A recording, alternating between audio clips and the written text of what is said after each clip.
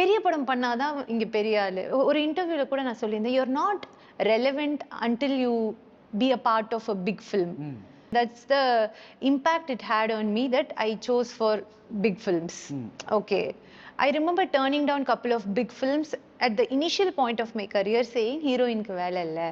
இல்ல ஹீரோயின் தேவையே இல்லையே.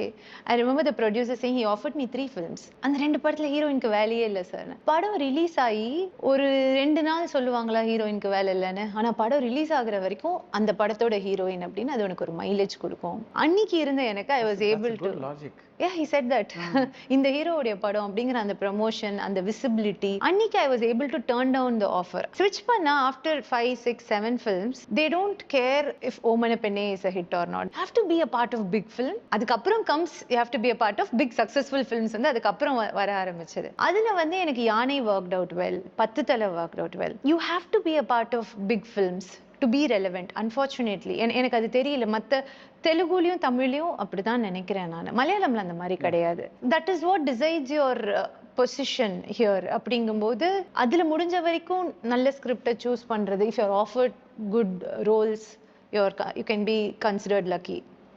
இல்லை அப்படின்னா it's a tough call.